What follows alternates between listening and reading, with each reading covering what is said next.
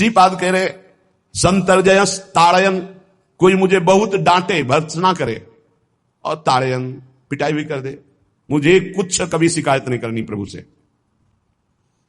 देख रहे हैं ना, वो उन्होंने विधान किया है ना, किसको पीटो, तो हम चुपचाप पीट लेंगे, किसी से नहीं कहना।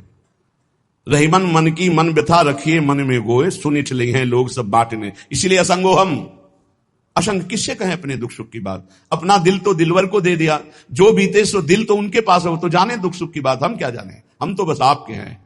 मौन, अपने विषय में न सुख की बात करे न दुख की, मौन। बात करे तो प्रभु की करे, नहीं तो मौन।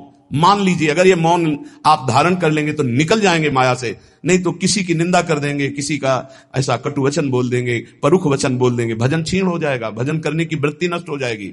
सैकड़ों लोगों के प्रश्न है कि पहले भजन अच्छा होता था, अब नहीं होता। उसमें दो बातें होती है, एक तो भजन की ऐसी भूख बढ़ गई है कि अब उतने भजन से नहीं और भजन होना चाहिए, ये उत्तम महापुरुषों की कृपा पात्र भक्तों की वृत्ति होती है। और एक होता है कि आपसे वैष्णव अपराध बन गया, कुसंग हो गया, इस कारण से ऐसा।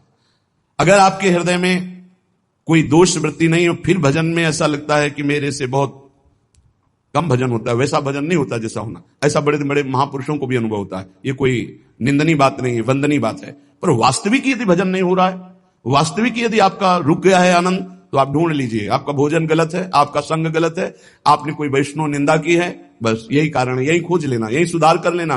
किसी से क्षमा याचना की जरूरत नहीं, अंदर देखो और आचार्य गुरु से प्रार्थना करो, सब ठीक हो जाएगा। बड़े कृपालु है, जिन्होंने अपराधी मुझे जैसे को घसीटा तो अब अपराध बन जाएगा तो थोड़ी छोड़ देंगे वो, विश्वास कीजिए, उन्हीं से प्रार्थना कीजिए, नाथ यदि आपको अपराध मोचन कराना है तो भेज दीजिए मुझे उसके पास, या उसको बुला दीजिए, मैं पैर पकड़ लूं, हाथ जोड़ लूं, यदि अपराध बन गया, और यदि आप चाहें तो आप क्षमा कर दें, आगे से सावधान रहेंगे। बड़े कृपालु हैं प्रभु, क्षमा कर देते। भजन की वृत्ति को रुकना, ये सहन मत कीजिए, समय नहीं है कि आज नहीं तो कल भजन चल पड़ेगा, नहीं, तुरंत वाचिक में आ जाइए, तुरंत वाणियों का गायन कीजिए, नाम कीर्तन कीजिए, ढूंढिए अपराध क्या बना जो आंतरिक हमारा भजन रुक गया, और प्रभु से प्रार्थना करके उसको चलवाइए, वो बड़े कृपालु है, क्षमा कर देंगे।